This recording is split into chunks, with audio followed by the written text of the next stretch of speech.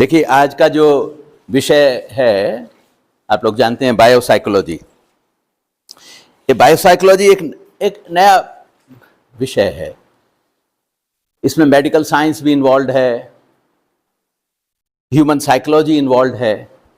हम लोगों की जो फीलिंग्स, इमोशंस हैं, उनका क्या क्या प्रभाव पड़ता है, किस प्रकार हमारे इमोशंस पैदा होते हैं और किस प्रकार हमारे इमोशंस हमारे शरीर संस्थान को इफेक्ट करते हैं, प्रभावित करते हैं।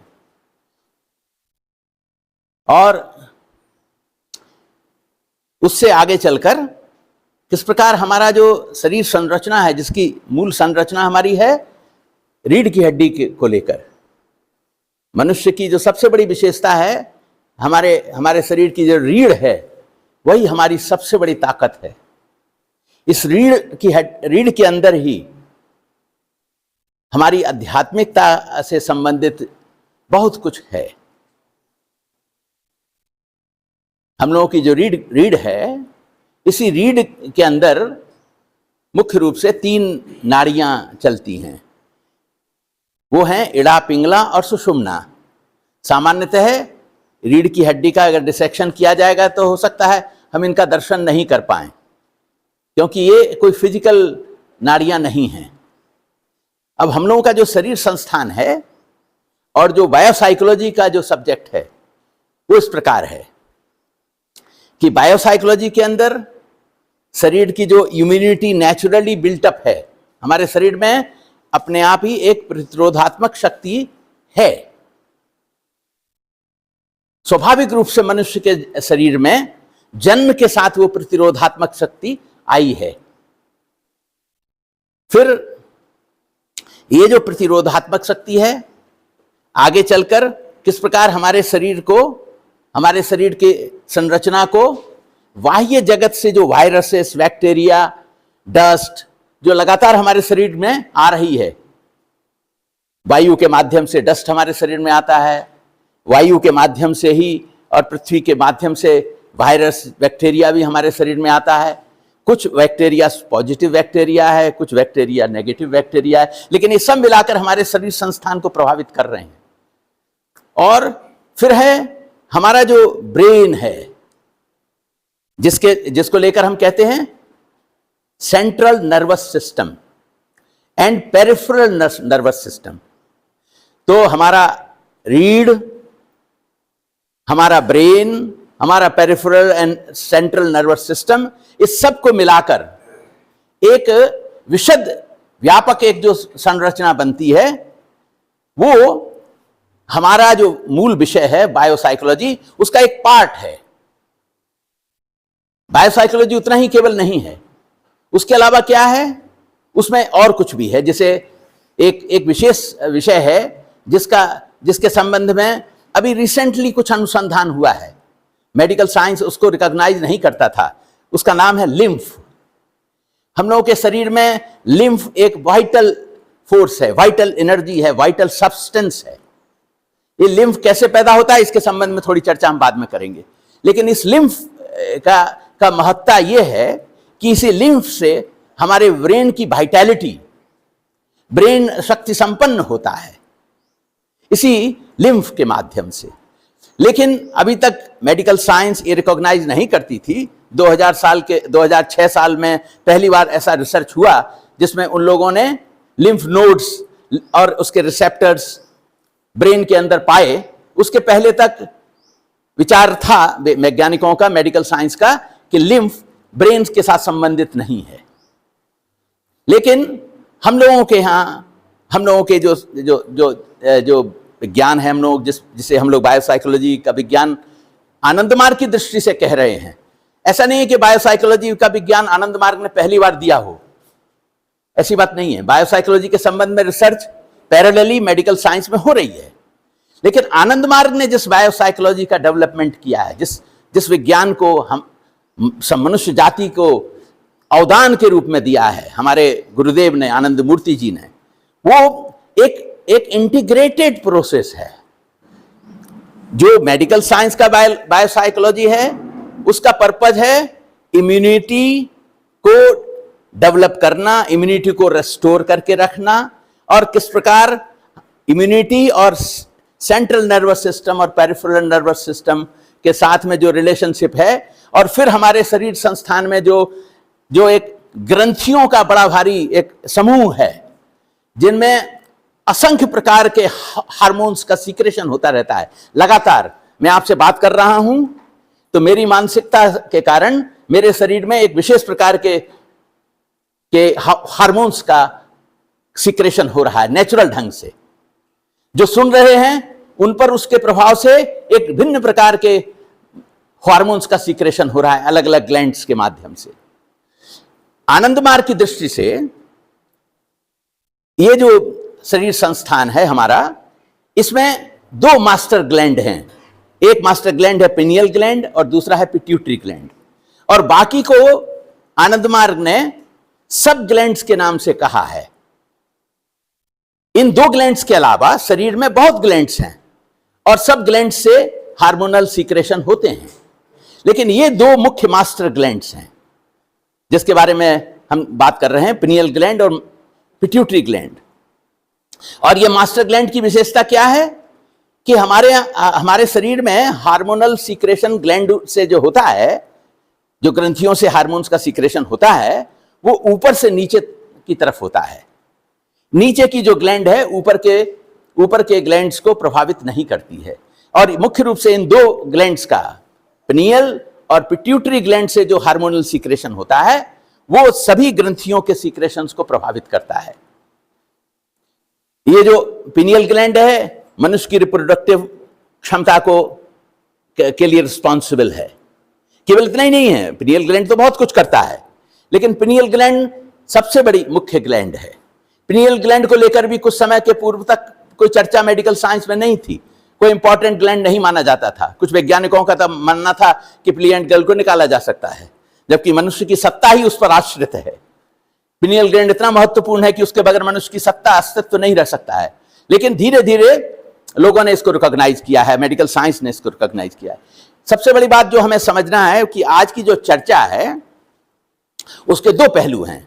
एक तो वैज्ञानिक दृष्टि से हम लोग सोचते हैं, वैज्ञानिक दृष्टि में वो सब बातें नहीं आती हैं जिन्हें हमने भावनात्मक या मानसिक धरातल पर या चेतना के धरातल पर समझने की चेष्टा करते हैं। तो वैज्ञानिक दृष्टि भौतिक लिमिट में आती है। उसकी लिमिट यह है कि किस प्रकार हमारी शरीर संरचना काम करती है, किस प्रकार ग्रंथियों से क्षरण होता है हार्मोन्स का, हार्मोन्स के सीक्रेशंस का प्रभाव पड़कर किस प्रकार हमारी जो अभिव्यक्तियां हैं, हमारे इमोशंस हैं, फीलिंग्स हैं, थॉट्स हैं, वो प्रभावित होते हैं। ये जो पार्ट है इसके पहले तक मेडिकल साइंस में बहुत उपयोगी नहीं माना गया, विशेष रूप से फीलिंग्स, इमोशंस और थॉट्स को लेकर। लेकिन जैसे जैसे विज्ञान ने उन्नति की है, विशेष रूप से मेडिकल साइंस ने, और जब से हम लोगों ने विशेष रूप से एड्स, कैंसर, सिजोफ्रेनिया और इस प्रकार की जो बीमारियां हैं, जो नई नई मानसिक बीमारियां शरीर में आई हैं, धरती पर आई हैं, और जिसका परिचय मनुष्य को होने लगा है, उसके बाद से इस विषय में विचार होने लगा कि मनुष्य का जीवन जो है स्ट्रेस से, हैप्पीनेस से, लाफ्टर से, सुख से, खुशी से किस प्रकार प्रभावित होता रहता है। जब मनुष्य किसी दुख भरी घटना से को देखता है अथवा उसके जीवन में कोई दुखी घटना घटती है, जो उसके साथ सीधा प्रभावित करती है, जैसे उसके परिवार में कोई अत्यंत प्रिय आदमी की मृत्यु हो जाना, इसका प्रभाव उसके मन पर सीधा पड़ता है। छोटी छोटी बातों का भी प्रभाव पड़ता है, जैसे कोई बात आप कह रहे हैं और सामने वाला आदमी आपकी उस बात को नजरअंदाज कर दे, तो उसका प्रभाव आपके मन पर तत्काल हो जाता है। इन सब बातों को इसके पहले तक मेडिकल साइंस की दृष्टि में महत्व नहीं दिया गया था, लेकिन जैसे जैसे समय बीतता गया है, मनुष्य ने अनुभव किया है, साइंस ने भी अनुभव किया है कि मनुष्य का जीवन एकांगी नहीं है कि हमने उसको कोई बीमारी है और दवा दिया और वो ठीक हो गया। सामान्य दृष्टि इसी तरह की है कि मनुष्य की कोई बीमारी है, उसको एक पिल दे दो और उससे बीमारी ठीक हो गई। मनुष्य का जीवन इतना सीधा नहीं है, मनुष्य का जीवन बहुत ही कॉम्प्लेक्स है, और ये कॉम्प्लेक्सिटी को समझने की चेष्टा हुई है। जब हम आनंद मार्ग की दृष्टि से देखने की कोशिश करते हैं तो हम समझते हैं कि मनुष्य के जीवन में किसी एक विशेष पैथी का महत्व नहीं है। मतलब जैसे एलोपैथी, जैसे होम्योपैथी, आयुर्वेद, गुरुदेव का एक बड़ा स्पष्ट वचन है इस संबंध में। वो कहते हैं कि हमें पैथियों के झंझट में नहीं फंसना है। हमारा मुख्य उद्देश्य है मनुष्य को स्वस्थ करना, मनुष्य को स्वस्थ बनाना। किस उपाय से मनुष्य को स्वस्थ बनाया जा सकता है यह महत्वपूर्ण है, ना कि किस पैथी ने वो ठीक किया है। तो जिस पैथी से वो ठीक हो जाता है, उसका जीवन स्वस्थ हो जाता है, बीमारी से मुक्त हो जाता है, वो हमारे लिए महत्वपूर्ण है। हो सकता है एक व्यक्ति के लिए एक विशेष पैथी का महत्व हो, उसके लिए एलोपैथी महत्वपूर्ण हो सकता है, उसके लिए ऑपरेशन सर्जरी महत्वपूर्ण हो सकती है, हो सकता है उसके लिए होम्योपैथी महत्वपूर्ण हो सकती है, चांदसी महत्वपूर्ण हो सकती है ना। और दूसरे जो आयुर्वेद हो सकता है, आयुर्वेद नहीं तो जैसे हम लोग टोटका कहते हैं, आप लोग जानते हैं टोटका हमारे समाज में चलता है। टोटका भी महत्वपूर्ण है, टोटका से ठीक हो जाता है। तो टोटका भी एक साइंस है। हो सकता है हमारी बुद्धि उसने उसको ठीक से ना समझ पाई हो, लेकिन हर चीज का के पीछे एक विज्ञान है, और वो विज्ञान छुपा हुआ है। जब वो उद्भाषित हो जाता है, हमारे सामने प्रकट हो जाता है, तब हम उसकी महत्ता को समझते हैं। जब तक वो प्रकट नहीं होता है हम उसकी महत्ता को नहीं समझते। इसलिए आनंद मार्ग की दृष्टि में मनुष्य का जीवन एक सच्चे अर्थ में होलिस्टिक जीवन है, समन्वयात्मक जीवन है। लेकिन दुर्भाग्य यह है कि वर्तमान समाज की जो हमारा जो अस्तित्व है, हमारा सोच है, उसमें हम बड़े बड़े शब्दों का प्रयोग करना सीख लिए हैं। एक छोटा सा कोई क्लिनिक खुला होगा और उसके आगे लिखा होगा कि वर्ल्ड क्लास फैसिलिटी है, यहाँ मॉडर्न फैसिलिटी है सर्जरी की। एक छोटा सा, वहां कुछ भी नहीं होगा। जब हम लोगों की आदत पड़ गई है कि हम बड़े बड़े शब्दों का प्रयोग करते हैं, सच्चाई में हम उससे कोई संबंध नहीं है। तो जब हम समन्वयात्मक शब्द का भी प्रयोग करते हैं तो सभी लोग समन्वयात्मक शब्द का प्रयोग करते हैं। तो हमारे समन्वयात्मक शब्द की जो परिभाषा है उसे हमें समझना होगा कि आनंद मार्ग में मनुष्य के जीवन को एकांगी ढंग से नहीं दिया गया है। मनुष्य का शरीर है, मनुष्य का मन है, मनुष्य की आत्मा है, और इन सब के साथ जुड़े हुए बहुत सारे तत्व हैं जिनको समग्र रूप में हमें समझना होगा। समन्वयात्मक जब ही हो सकता है जब हम ये समझ लें कि वो सब बातें जो मेडिकल साइंस आज तक नहीं सोच पाया है, या जिसको इंटीग्रेट नहीं किया है। उदाहरण के लिए हमारा अस्तित्व हमारी प्राणवायु पर इतना निर्भरशील है, लेकिन प्राणवायु का क्या प्रभाव हमारे शरीर पर पड़ रहा है इसको लेकर विज्ञान में कोई चर्चा नहीं है। लेकिन हम लोग जानते हैं कि हमारी प्राण शक्ति जो है उसके दो अंग हैं, एक बहिरंग है और एक अंतरंग है ना। जो हमारी अंतः प्राण है वो है क्या? प्राण, अपान, समान, उदान, वयान। और उसी प्रकार हमारा बहिर जो प्राण है, नाग, कूर्म, क्रीकर, देवदत्त, धनंजय, है ना। तो ये हर अंग का एक प्रभाव है। जिस प्रकार हम जानते हैं कि प्राणवायु जो है वो हमारे कंठ और हमारी नाभि के बीच में काम करती है, और इसी के कारण हमारा जो आवाज हम निकाल रहे हैं, ये आवाज प्राणवायु के कारण ही, प्राणवायु के संचार से ही ये आवाज निकलती है, क्योंकि कंठ का नियंत्रण प्राणवायु करती है। अच्छा, उसके बाद क्या है? अपान वायु है। अपान वायु हमारे नाभि चक्र, हमारी नाभि और हमारे एनस, इन दोनों के बीच में काम करती है। तो हमारा जो स्टूल है, जो हमारा यूरिन है जो पास होता है, वो उसका नियंत्रण करती है अपान वायु, और इन दोनों के बीच में सामंजस्य बिठाती है समान वायु। मतलब अगर ठीक से बोलना है तो वो भी महत्वपूर्ण है, और हमारा जो पेट है वो साफ हो जाए, हमारी यूरिन प्रॉपर्ली साफ हो जाए, इसके लिए भी जो व्यवस्था है उसका जो संयोजन करती है, उसमें जो सबसे महत्वपूर्ण भाग अदा करती है वो है समान वायु, जो कि नाभि पर ही प्रभावित करती है। अब ये जो शब्द हम निकालते हैं, मैं आपसे कुछ बोल रहा हूं, मेरे मुख से शब्द निकल रहा है, ये शब्द कैसे निकलता है? इस शब्द के संबंध में बहुत अधिक विचार नहीं हुआ है विज्ञान में, लेकिन आध्यात्मिक जीवन में इसका बहुत विचार हुआ है। आध्यात्मिक जीवन के विचार के हिसाब से हम लोगों का जो मूलाधार चक्र है, वहां पर ये शब्द जो है, जो ये भाव जो है, वो मूल रूप में हमारे मूलाधार चक्र में परा रूप में रहता है।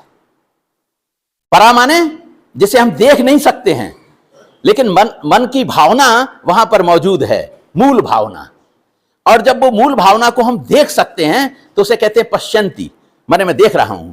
मतलब ये परा जो है अब थोड़ी आगे बढ़ रही है और अपने आप को प्रकट करने के मार्ग में है। तो परा जब मूलाधार से स्वादिष्ठान की ओर यात्रा करती है तो वो परा से पश्यंती हो जाती है। तो इस प्रकार ये धीरे धीरे करके वो भाव जब अभिव्यक्ति के स्तर पर आता है, जब भाषा का रूप ले लेता है, तो ये भाषा विभेद कर देती है। भाषा के पहले जो भाव है उस समस्त विश्व ब्रह्मांड के सभी मनुष्यों और सभी जीवों का एक ही तरह का है। उस भाव में भेद नहीं है। मनुष्य के अंदर जो ममता है, प्रेम है, दुख है, सुख है, घृणा है, ईर्ष्या है, ये सभी भावनाएं जो हैं मूल रूप से समान हैं। ये प्रेम की भावना है, उसमें कोई भेद नहीं है, सब लोगों के हृदय में वो प्रेम की भावना है। अब वो जो अभिव्यक्ति के स्तर पर आती है और शब्द का रूप ले लेती है,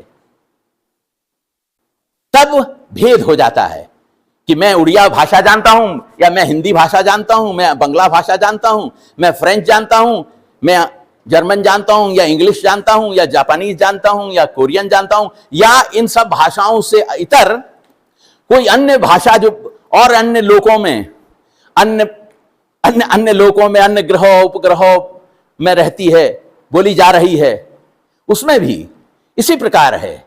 क्योंकि इस विश्व ब्रह्मांड की संरचना का मूल केंद्र एक है। जिस केंद्र से हम सब लोगों का जन्म हुआ है वो मूल रूप से एक है। तो उस मूल केंद्र से जहां से हम आए हैं उसी में लौट जाना ही मनुष्य का एकमात्र ध्येय है। उसी के लिए हमारा जन्म हुआ है। मनुष्य के रूप में जन्म होने की एकमात्र नियति है अपने मूल स्रोत में मिल जाना। प्रत्येक मनुष्य की यही नियति है। इसलिए सब मनुष्यों को एक दिन साधु होना होगा। सब मनुष्यों को एक दिन साधु, माने साधु वाले कपड़े नहीं, कपड़े तो आप गैबरडीन के और सुंदर सुंदर कपड़े पहन सकते हैं, तब भी आप साधु हो सकते हैं। साधु होने के लिए कोई विशेष कपड़ा पहनने की जरूरत नहीं है। साधु होने के लिए केवल साधु की मानसिकता चाहिए। साधु माने क्या? साधु माने वो मनुष्य जिसका हृदय दूसरे के दुख सुख से प्रभावित होता है, जो ये जानता है कि जिस प्रकार मेरा प्राण प्यारा है उस प्रकार अन्य जीवों का प्राण भी उनके लिए उतना ही प्यारा है। जिस मनुष्य के अंदर ये भावना होती है उसे कहते हैं साधु। तो साधु का मतलब, दादा आऊंगा दादा, ये बायोसाइकोलॉजी है। ये जो मैं शब्द बोल रहा हूं ये मूल रूप से बायोसाइकोलॉजी का ही पार्ट है। क्योंकि जब तक ये फंडामेंटल चीज आपके अंदर मन में नहीं आ जाएगी तब तक बायोसाइकोलॉजी को आप समझ नहीं पाएंगे। और दूसरी बात यह कि मैं नॉन मेडिकल आदमी हूं। मैंने मेडिकल साइंस नहीं पढ़ी है, लेकिन मैं आनंद मूर्ति जी का एक छोटा सा स्टूडेंट हूं, छोटा सा बच्चा हूं।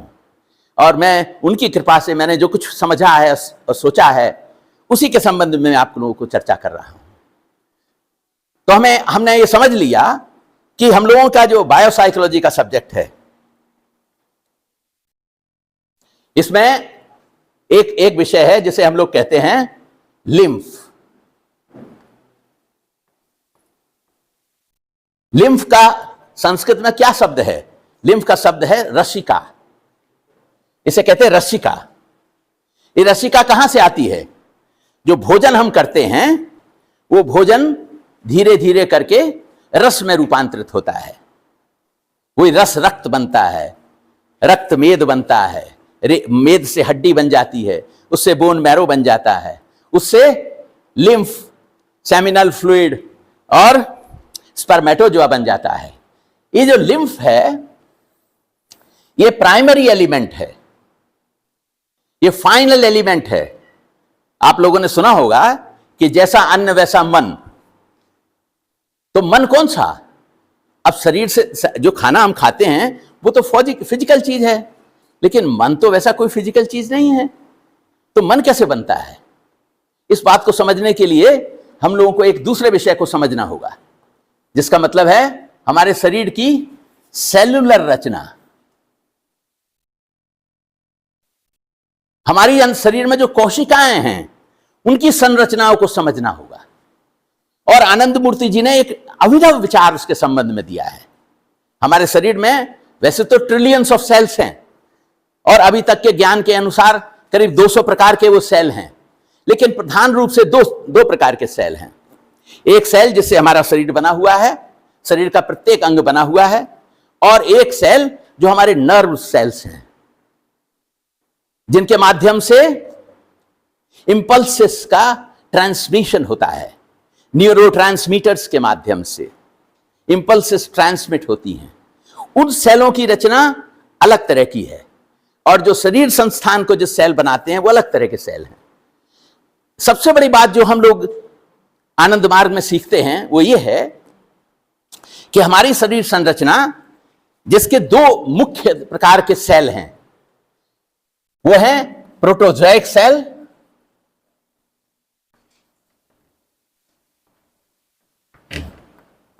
और मेटाजोइक सेल।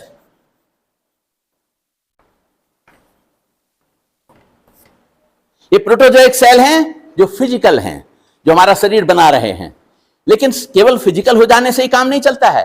उस सेल के अंदर भी एक मन है। इस प्रोटोजोइक सेल के अंदर भी, जिस प्रकार इस सेल के अंदर एक न्यूक्लियस है, जिस न्यूक्लियस से ये सरवाइव करता है, बाहर से अपना न्यूट्रिएंट्स लेता है, अपने अस्तित्व की रक्षा करता है, उसी प्रकार मेटाजोइक सेल भी उसी प्रकार से एक न्यूक्लियस के साथ में है, और अपने अस्तित्व की रक्षा के लिए जो आवश्यक न्यूट्रिएंट्स हैं वो हमारे शरीर से लेता है, जो अन्न हम खाते हैं। लेकिन मुख्य बात क्या है कि ये प्रोटोजोइक सेल जो हैं, इन हर प्रोटोजोइक सेल का, जो कि मिलियंस होंगे, बिलियंस हैं, हमारे शरीर का संपूर्ण रचना इसी सेलों से बनी हुई है, और इन सेलों का प्रत्येक सेल का एक छोटा मन है। उसी प्रकार मेटाजोइक सेलों का भी एक छोटा मन है। प्रोटोजोइक सेल की जो एक कॉम्प्लेक्स संरचना है, उसका एक रिजल्टेंट माइंड भी है, माने उन सबका एक कलेक्टिव माइंड भी है। प्रोटोजोइक सेल के हर सेल का मन और उनका एक कलेक्टिव माइंड। उसी प्रकार मेटाजोइक सेल का भी एक अपना इंडिविजुअल माइंड है और उनका एक कलेक्टिव माइंड है। लेकिन मनुष्य का मन कहां है? क्या मनुष्य का मन ये प्रोटोजोइक और मेटाजोइक सेल में है? नहीं, मनुष्य का मन एक अलग मन है, उसको कहते हैं हम लोग इंडिविजुअल माइंड, मनुष्य का मन।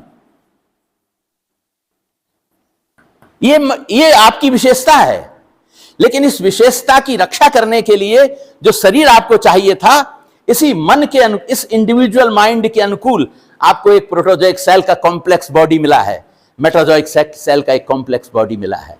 इन तीनों में तादात्म्य है।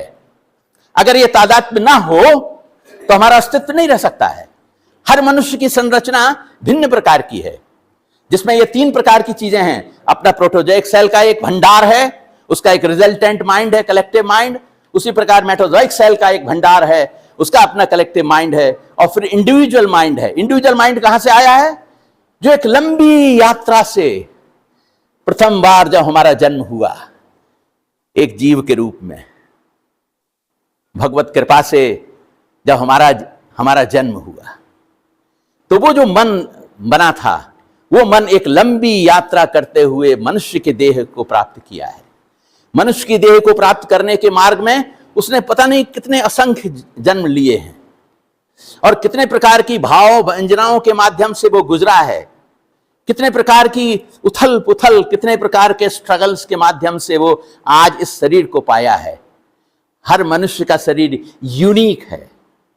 आध्यात्मिक दृष्टि से प्रत्येक जीव यूनिक है। कोई भी जीव साधारण नहीं है। प्रत्येक जीव असाधारण है। क्यों? क्योंकि वो उस मूल परम ब्रह्म, सुप्रीम कॉन्शियसनेस की संतान है। इसलिए प्रत्येक मनुष्य के अंदर अनंत संभावनाओं का भंडार है।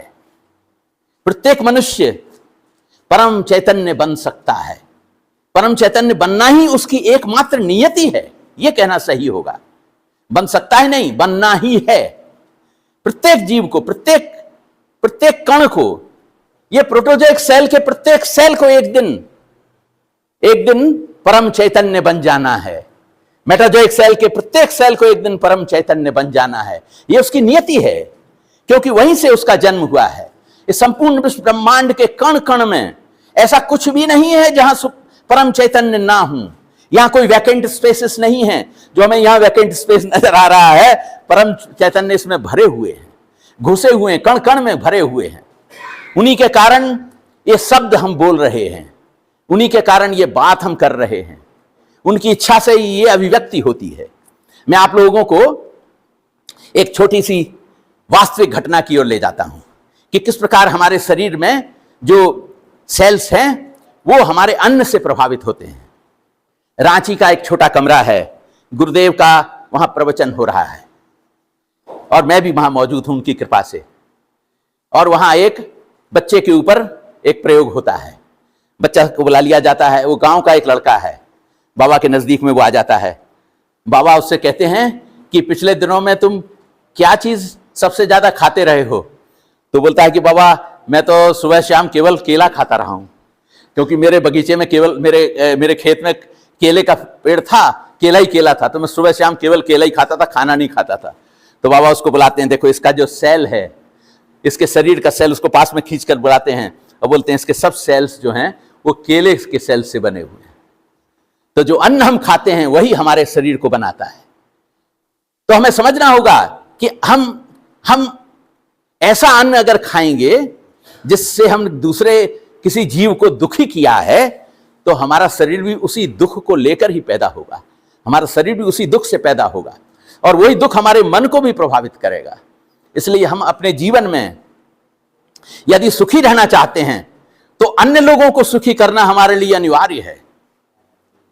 अभी तो हम लोग भूल गए कि जैसे जैसे विज्ञान का विकास हुआ, पृथ्वी को हम लोगों ने दोहनने के लिए काम में लिया है। जल दोहन किया, भूमि दोहन किया, हमने अन्न पैदा करने के लिए इसमें इस प्रकार के पेस्टिसाइड और केमिकल्स को डाला जिससे कि हम अधिक से अधिक अन्न उपजा लें। सच्चाई तो यह है कि हमने अन्न अधिक नहीं उपजाया, धरती को हमने निर्जीव कर दिया। उसकी जो शक्ति थी, शक्ति क्या है धरती की? जिस प्रकार हम लोग ऊपर में इस धरती के रहते हैं, उससे कई गुना, कई हजार गुना जीवन इस धरती के अंदर में बैक्टीरिया, वायरसेस के रूप में है। वो सब हमारे लिए अन्न उपजाते हैं। उन्हीं के कारण हमारा शरीर संस्थान वो भोजन पाता है जिस भोजन से हमारा शरीर बनता है। और उसको पाने के लिए, उसको नाइट्रोजन पाने के लिए कोई अलग केमिकल की जरूरत नहीं है, फास्फोरस पाने के लिए कोई अलग केमिकल की जरूरत नहीं है, पोटेशियम पाने के लिए अन्य केमिकल की जरूरत नहीं है, क्योंकि नाइट्रोजन प्रोड्यूसिंग बैक्टीरिया वहां रहते हैं। अगर उनको स्वतंत्र छोड़ दिया जाए तो वो धरती में नाइट्रोजन को बढ़ा देते हैं। उसी प्रकार पोटेशियम और दूसरे मिनरल्स हैं। अभी तक हम लोग अपनी एग्रीकल्चर प्रणाली में करीब 18 मिनरल्स और केमिकल्स को यूज करते हैं। सच्चाई ये है कि हमारे यहां तो मैक्लिफ की जो टेबल है उसके हिसाब से कितने एलिमेंट्स हैं देखिए। तो 108 एलिमेंट से हमारा शरीर बना हुआ है। धरती में वो सब एलिमेंट हैं। कहां से आए हैं? धरती से हमारे शरीर में आए हैं। हम धरती की उपज हैं। इस धरती को प्यार करना होगा। तो जब ये जो हमारा इंटीग्रेटेड साइंस है बायोसाइकोलॉजी का, ये एकांगी नहीं है। ये सभी को जोड़ता है, सभी को मिला लेता है। क्योंकि अगर ये सभी को नहीं मिलाएगा तो फिर भूल हो जाएगी, वही भूल जो विज्ञान करता आया है। जैसे हम लोग भूल गए कि भगवान शिव के जमाने में एक राक्षसी थी। राक्षसी में नाम इसलिए ले रहा हूं कि उस जमाने में लोग जो अनार्य लोग थे उनको आर्य लोग राक्षस बोलते थे। लेकिन वो बहुत विद्वान महिला थी। उसका नाम था, उस राक्षसी ने भगवान शिव से सर्जरी सीखी थी। वो जरा तो दादा महाभारत काल में हुई, लेकिन उस जमाने में जो थी, शिव जी के जमाने में जो थी, वो जो डॉक्टर थी, जो उसने वो चूंकि वो मुर्दा को लेकर डिसेक्शन करके मेडिकल साइंस को समझ रही थी, सीख रही थी, जैसा शिव जी उसको समझाते थे, सिखाते थे। तो उसके कारण कुछ लोगों ने उसके संबंध में कुप्रचार करके उसको आग लगाकर मार दिया। ये तो खैर दुर्भाग्य हमारी दुनिया में यही होता आया है। जो कोई भी अच्छा काम करने जाएगा उसके प्रति इस प्रकार का ही हमारा एटीट्यूड है, बहुत नॉर्मल है। मतलब हमारे यहाँ अच्छा काम करने जब जाइएगा तो रुकावट आएगी, तो मान लीजिए कि अच्छा काम करने गए और रुकावट आ जाए तो मान लीजिएगा कि सही रास्ते पे चल रहे हैं। अगर अच्छा काम करते हुए रुकावट आ जाए तो मन को निश्चिंत रखिए कि आप बिल्कुल सही रास्ते पे हैं, गलती दूसरा कर रहा है, मैं नहीं कर रहा हूं। लेकिन मेरा उद्देश्य क्या है? क्योंकि मैं सर्व कल्याण में की भावना से काम करता हूं। मेरी भावना आत्म सुख तत्व की नहीं है। मैं खुद को ही नहीं विकसित करना चाहता हूं, मैं सम समाज तत्व की भावना से प्रेरित होकर काम करता हूं, सबका कल्याण हो। इस भावना से जब हम प्रेरित होकर काम करते हैं तब सच्चे अर्थ में हम बायोसाइकोलॉजी को समझते हैं। क्योंकि बायोसाइकोलॉजी क्या है? बायो एंड साइकोलॉजी दो शब्दों का जोड़ है। बायो एंड साइकोलॉजी, बायो माने बायोलॉजी, बायोलॉजी माने जीव विज्ञान, माने ये शरीर, जो शरीर का फिजिकल पार्ट है, और साइकोलॉजी माने मनस तत्व, जो शरीर से सूक्ष्म है, शरीर से ही उसकी उत्पत्ति है। जैसा कि हम लोग जानते हैं कि अन्न से मन बनता है, तो मन का कौन सा पार्ट अन्न से बनता है? तो मन का वो पार्ट। अब हमारा जो ये सेल पार्ट है, मैं बताता हूं, उस पर आऊंगा मैं। हमारे जो सेल हैं इनके अंदर जो जीवंत शक्ति है वो है प्रोटोप्लाज्मिक। वो जो वाइटैलिटी इनके अंदर है वो प्रोटोप्लाज्म के कारण है। प्रोटोप्लाज्म है जो इसको जीवंतता प्रदान करता है इन सेल्स को। और होता यह है कि जब हम इन सेल्स के माध्यम से जीवंतता पाते हैं तो ये सेल जो है आगे चलकर जब धीरे धीरे रस रक्त के माध्यम से यहां आ जाते हैं, लिम्फ में आ जाते हैं, सूक्ष्म तत्व के रूप में आ जाते हैं। तो ये लिम्फ जो है, जब लिम्फ हमारे ब्रेन सेल्स में जाता है, जब इसका ऊर्ध्वगमन होता है, लिम्फेटिक जो वेसल्स हैं वो हमारे ब्लड वेसल्स के पैरेलल रन करते हैं। लेकिन लिम्फेटिक वेसल्स बहुत सूक्ष्म हैं, पतले हैं, क्योंकि हमारे शरीर में जो ब्लड है उसका सर्कुलेशन तो बहुत ज्यादा है, लेकिन लिम्फ का सर्कुलेशन हमारे बॉडी में कुल 20 लीटर है। टोटल 20 लीटर का सर्कुलेशन होता है एक दिन के अंदर, बहुत कम है। लेकिन हमारा जो ब्लड है वो तो बहुत अधिक है। लेकिन ये लिम्फ कहां से बनता है? उसी ब्लड से बनता है। लिम्फ और ब्लड में क्या भेद है? मुख्य भेद यही है कि लिम्फ के अंदर कोई रेड सेल्स नहीं है, बाकी सारी चीजें हैं, प्रोटीन है उसके अंदर, सारे न्यूट्रिएंट्स हैं, सारे फैट है उसके अंदर, सब कुछ है, लेकिन उसके अंदर रेड सेल्स नहीं है। और ये जो लिम्फ है यही हमारी इम्यूनिटी का रक्षक है, यही हमारा केंद्र है। और इसका मूल स्थान कहां है? वो थाइमस ग्लैंड में है, यहां है, हृदय में है। हमारा जो हृदय है जहां पर थाइमस ग्लैंड है, ये थाइमस ग्लैंड हमारे लिम्फ के जो चक्र हैं, माने lymphatic vessels, lymphoid systems, lymphatics, ये सब की संरचना को नियंत्रित करता है हमारा थाइमस ग्लैंड, हमारा हृदय चक्र, जिसे हम अनाहत चक्र कहते हैं। तो ये जो अनाहत चक्र है जहां ये थाइमस ग्लैंड रहती है। अब ये एक बात बड़ी मजेदार है, देखिए प्राकृतिक रचना भगवान ने जो की है मनुष्य की, कि ये जो थाइमस ग्लैंड है इसका जन्म तो बच्चे के जन्म के साथ होता है, लेकिन थाइमस ग्लैंड की जो साइज है वो बच्चे के जन्म के साथ सबसे बड़ी स्टेज में होती है, सबसे बड़ा होता है ये उस समय में। थाइमस ग्लैंड के अंदर ऐसी क्या विशेषता है, क्यों उस समय बड़ा होता है? क्योंकि वो उस समय में अपना पूरा डिसिप्लिन का स्ट्रक्चर सेटअप कर रहा है। वो हर सेल को बता रहा है कि तुम कौन हो और बाहर से आने वाला सेल में तुम में क्या डिफरेंस है। सेल्फ एंड नो सेल्फ, माने मैं और तुम में जो भेद है वो हर सेल को वो सिखा रहा है। थाइमस ग्लैंड बचपन से ही वो सिखा रहा है कि कैसे बाहर से इम्यूनिटी को डिस्टर्ब करने वाले वायरसेस, बैक्टीरिया अगर आएंगे और डस्ट आएगी तो उसको कैसे तुम्हें हटाना है, उसको रिजेक्ट कर देना है, या उसको डिस्चार्ज कर देना है शरीर से। ये चीज वो सिखाता है बचपन में ही, पैदा होते ही बच्चे को। इसलिए उसकी संरचना सबसे बड़ी होती है उस समय में। और जब जैसे जैसे मनुष्य के शरीर का विकास होता है, 16 साल 18 साल के बाद वो थाइमस ग्लैंड जो है वो एट्रोफी हो जाती है, उसकी छोटा हो जाता है, एकदम छोटा हो जाता है, क्योंकि उसने अपना काम कर दिया है। लेकिन वो लिम्फ की संरचना का नियंत्रक रहता है, केवल इसलिए कि लिम्फ से ये थाइमस ग्लैंड से 2 प्रकार के हार्मोन सीक्रेट होते हैं। तो वो हार्मोन्स के सीक्रेशन के कारण उसे एंडोक्राइन सिस्टम में एक्सेप्ट किया जाता है। लेकिन आश्चर्य की बात है कि लिम्फ को एंडोक्राइन सिस्टम में, हार्मोन के सिस्टम में स्वीकार नहीं किया गया। आज तक भी मेडिकल साइंस स्वीकार नहीं करती है। हम लोगों के यहां आनंदमार्ग की जो बायोसाइकोलॉजिकल सिस्टम है उसमें लिम्फ से ही हार्मोन बनता है। लिम्फ के माध्यम से ही ग्लैंड्स में हार्मोन पैदा होता है और उसी हार्मोन्स के सीक्रेशन से हमारी शरीर संरचना का नियंत्रण होता है।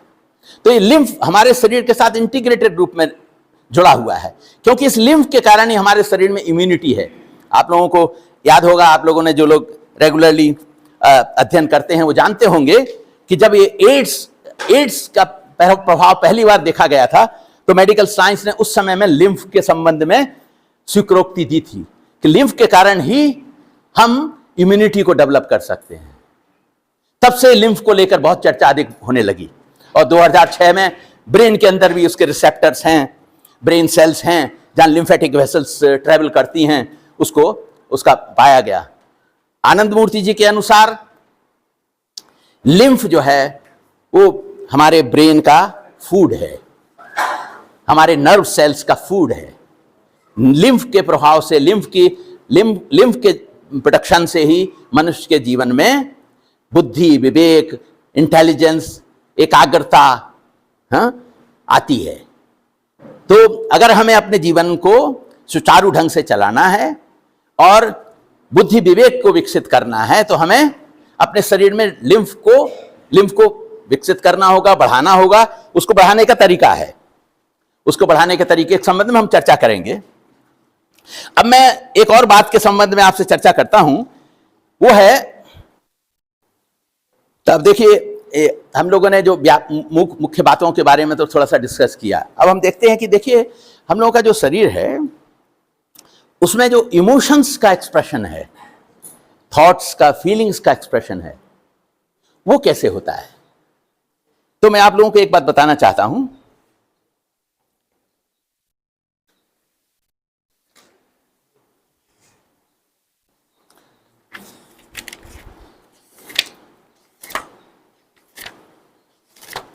एक्चुअली जो आज विषय हम जिस पर डिस्कस कर रहे हैं, मेरी अपनी दृष्टि में, मेरी अपनी जानकारी के स्तर पर इसका एक अलग से पूरा एक प्रोग्राम करना होगा हमको। बायोसाइकोलॉजी एक घंटे का सब्जेक्ट नहीं है। बायोसाइकोलॉजी के लिए हमको बैठकर 10 दिन तक चर्चा करनी होगी, तब बायोसाइकोलॉजी को हम लोग ठीक से समझेंगे और उसका प्रभाव भी हमारे जीवन में, उसका जो आना है, जो सच्चे अर्थ में प्रभाव आना है, वो आएगा। मैंने खुद यूट्यूब पर करीब 6-7 वीडियो केवल बायोसाइकोलॉजी के ऊपर डाले हैं। मेरी अपनी दृष्टि में मैं खुद भी 10 दिन तक क्लास ले सकता हूं। तो हम लोगों को बहुत कुछ सीखना है। Biopsychology is not a subject to just dish out like this.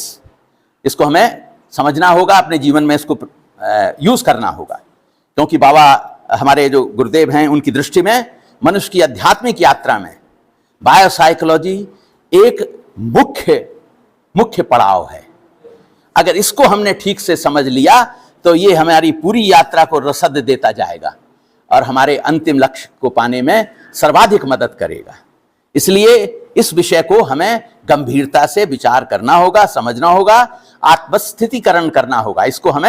इसका हमें सब्जेक्टिवाइजेशन करना होगा, अपने हृदय में हृदयंगम करना होगा, तभी इसका सच्चा अर्थ आएगा। दूसरी बात यह है कि पुराने जमाने में, भगवान शिव के जमाने में, जब भगवान शिव ने सबसे पहले मनुष्य की संरचना को विकसित करने के लिए चर्चा की, तो उन्होंने देखा कि मनुष्य का संरचना ऐसी है कि उसमें लिम्फेटिक वेसल्स एक वाइटल एलिमेंट है। और उन्होंने देखा कि ब्लड वेसल्स के साथ जब ये लिम्फेटिक वेसल्स रन करती हैं और जब मनुष्य कूदते हैं तो कूदने के समय में उनके लिम्फेटिक वेसल्स वाइब्रेट होते हैं, और वो एक्सपेंड होने लगते हैं, और उनके वाइब्रेशन से और एक्सपेंशन से लिम्फेटिक वेसल्स के एक्सपेंशन से मनुष्य के अंदर पौरुष का जागरण होता है। तो उन्होंने जब तांडव नृत्य भगवान शिव ने सिखाया, सबसे पहले जब तांडव नृत्य उन्होंने सिखाया, तो तांडव नृत्य की रचना में ही उन्होंने देखा कि तांडव नृत्य जो है वो तंडु की मूल धातु से पैदा हुआ है। तंडु माने चावल को जब ढेंकी से पीटते हैं तो चावल जब उछलता है, तो उसी प्रकार मनुष्य तांडव में भी उछलता है। तो उसी उछलने के कारण लिम्फेटिक वेसल्स में जो वाइब्रेशन होता है उससे पौरुष का जागरण होता है। इसलिए उन्होंने मनुष्य के लिए उपयोगी समझकर, विशेष रूप से पुरुषों के लिए उपयोगी समझकर तांडव नृत्य सिखाया। आगे चलकर वर्तमान युग में बाबा ने एक नया डांस सिखाया, वो डांस है कौशिकी डांस। और हमने देखा कि कौशिकी डांस जो है वो मनुष्य के शरीर के अंदर लास्य पैदा करता है, मतलब सॉफ्टनेस लाता है।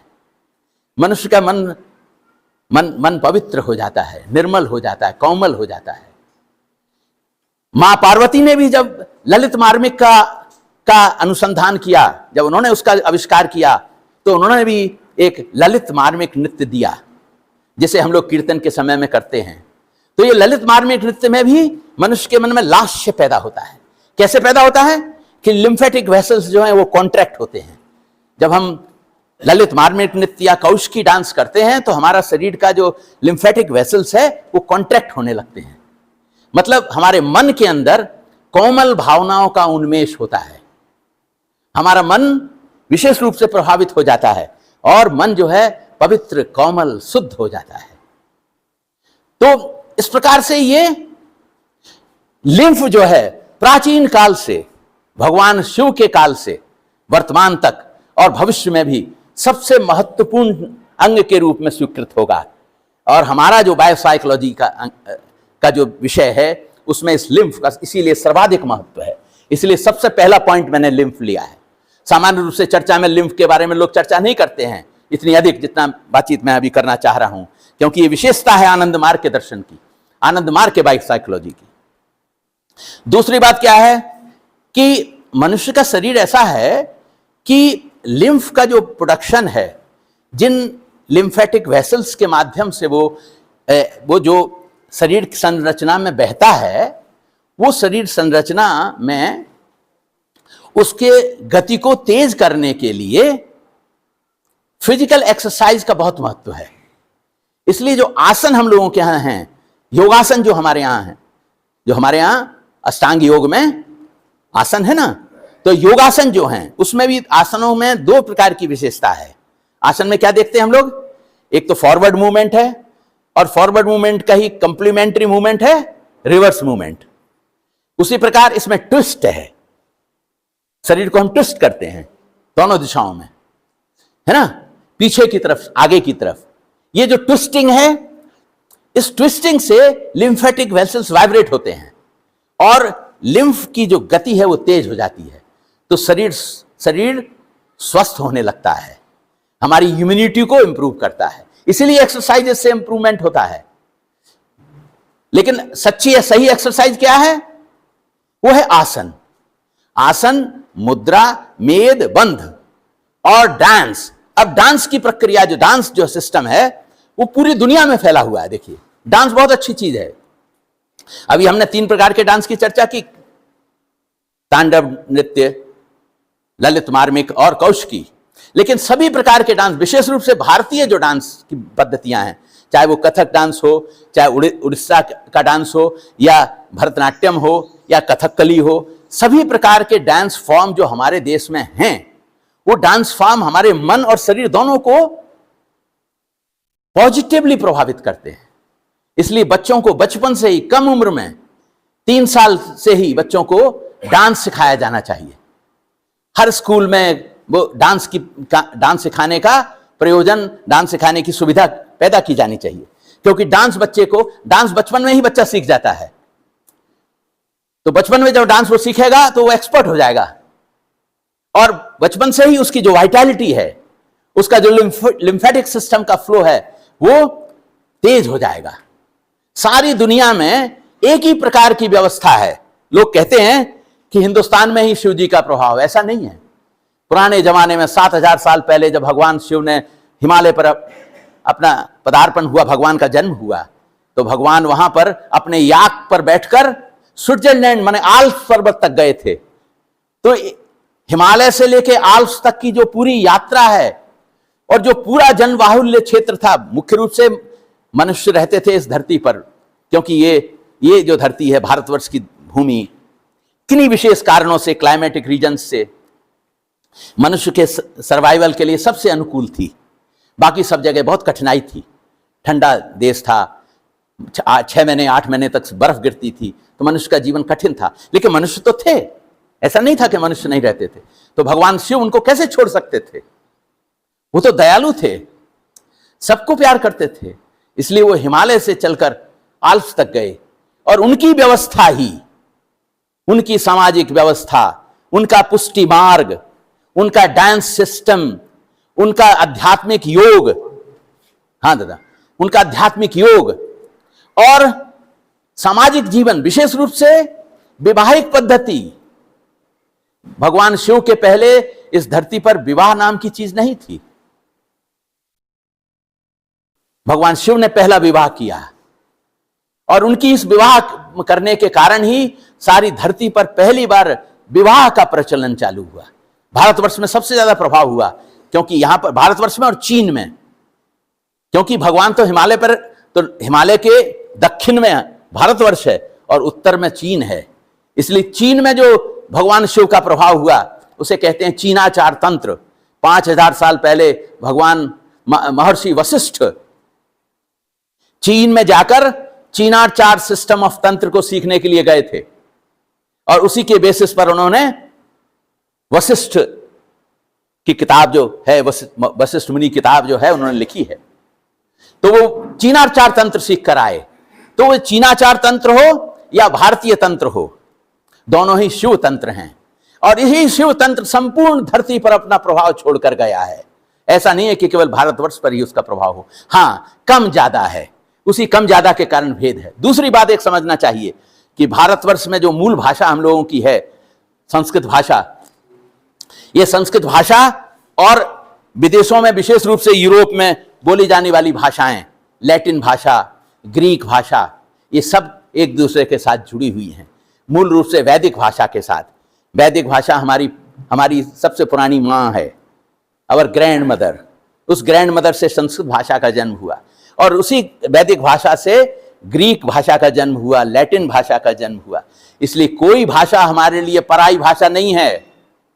बहुत से लोग इस प्रकार की चर्चा करते हैं कि अंग्रेजी हमारी भाषा नहीं, अंग्रेजी भी हमारी ही भाषा है, अंग्रेजी किसी और की भाषा नहीं है। इस धरती पर बोले जाने वाली सभी भाषाएं हमारी अपनी भाषाएं हैं और सभी लोग हमारे अपने हैं। इस संपूर्ण विश्व ब्रह्मांड एक अखंड मानव समाज का अंग है और इस विशेष रूप से बायोसाइकोलॉजी के माध्यम से हमें इस नए अखंड मानव समाज का निर्माण करना है। नमस्कार।